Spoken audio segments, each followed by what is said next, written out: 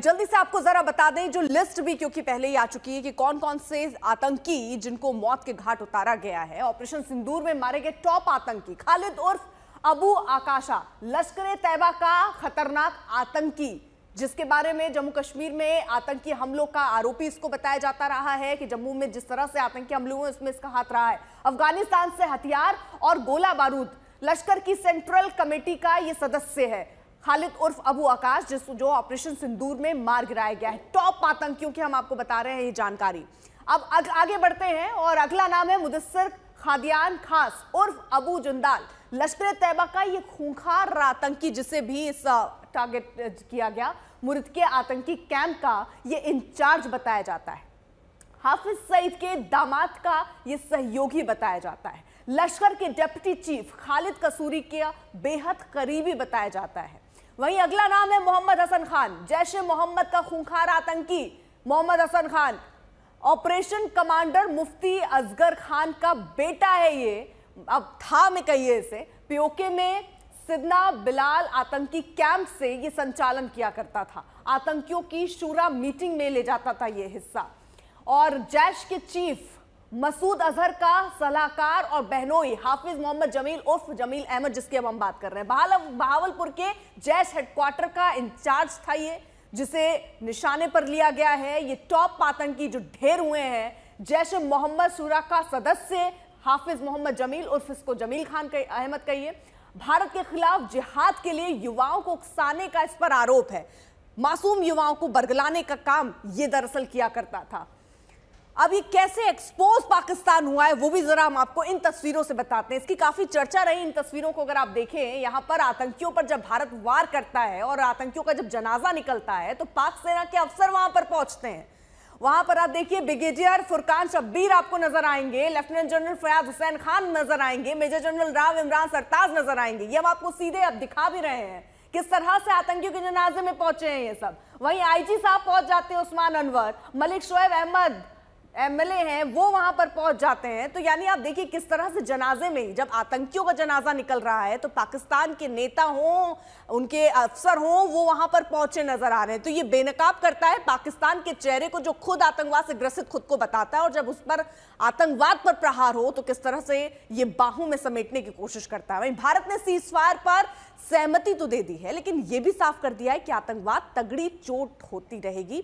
आतंकवाद को युद्ध माना जाएगा। अगर किसी तरीके की ऐसी गतिविधियां भारत में होती हैं तो उसे युद्ध ही माना जाएगा। और साथ ही यह भी कि सिंधु जल समझौता इज्जत रहेगा।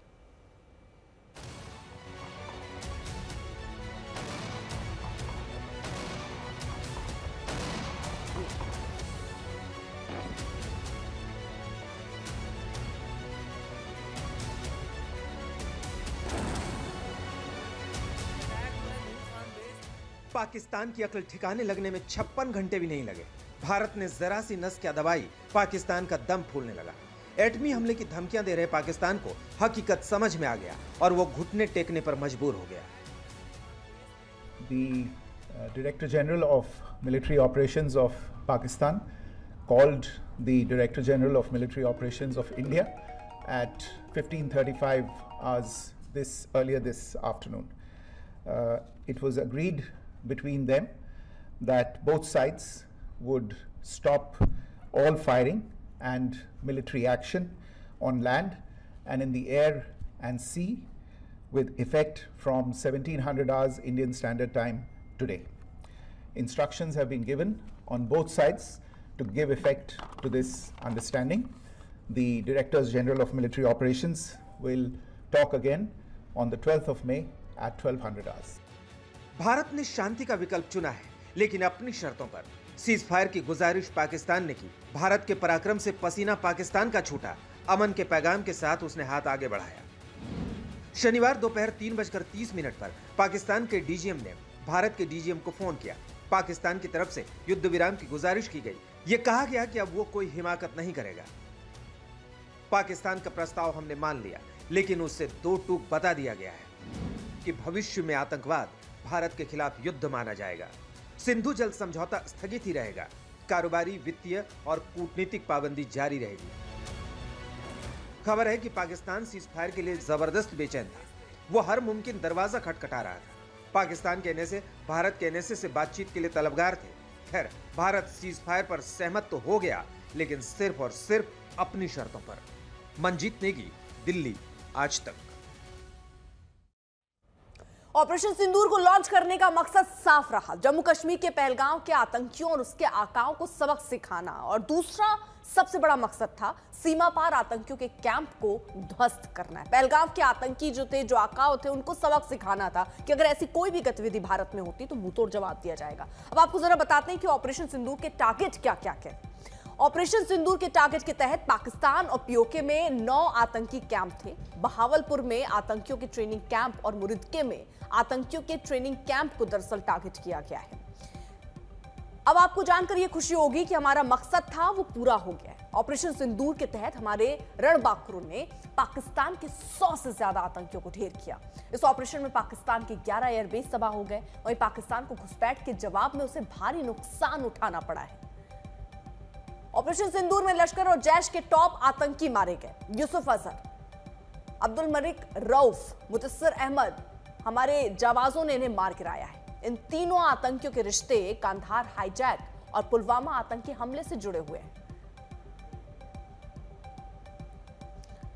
तो ये टॉप आतंकी जो थे वो ढेर किए गए हैं। यूसुफ अजहर जो हम आपको दिखा रहे हैं, अगला नाम अब्दुल मलिक रऊफ और मुदस्सिर अहमद। कांधार हाईजैक याद कीजिए, पुलवामा धमाका जो हुआ था, हमारे जवान शहीद हुए थे, उनसे दरअसल इन तीनों के तार जुड़े हुए थे और अब इनके तार ही काट दिए गए, यानी इनको अब ऊपर भेज दिया गया है। तो ये आतंकी जो ढेर हुए हैं ऑपरेशन सिंदूर के तहत, वो हम आपको बता रहे हैं। ऑपरेशन सिंदूर में जवाबी एक्शन में पाकिस्तान को घुटनों पर ला दिया।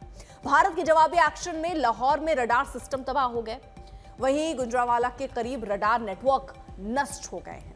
तो ये जवाबी एक्शन हुआ, क्योंकि जब पाकिस्तान ने हम पर हमले करने की कोशिश की, उसके बाद किस तरह से भारत ने जो जवाब दिया और उसके बाद जो एक्शन रहा, उसमें रडार सिस्टम जो लाहौर में था वो तो पूरी तरीके से तबाह हो गया। वहीं गुजरांवाला के करीब रडार नेटवर्क भी नष्ट हुआ है। इसके बाद बात अब सीज फायर की। पाकिस्तान में भारी तबाही के बाद वहां के डीजीएमओ ने भारतीय डीजीएमओ से संपर्क साधा। पाकिस्तानी डीजीएमओ ने बात की। इसके बाद भारत पाकिस्तान में सैन्य एक्शन और फायरिंग रोकने पर सहमति बनी। यह तय हुआ कि जमीन और आसमान और समंदर से किसी भी तरह की कार्रवाई नहीं होगी। 10 मई को शाम 5 बजे से सीज फायर लागू हुआ, लेकिन पाकिस्तान, क्योंकि वो मानने वाला तो है नहीं, उसके बाद उसने फिर सीज फायर उल्लंघन किया था, जिसके बाद भारत ने समझा दिया है।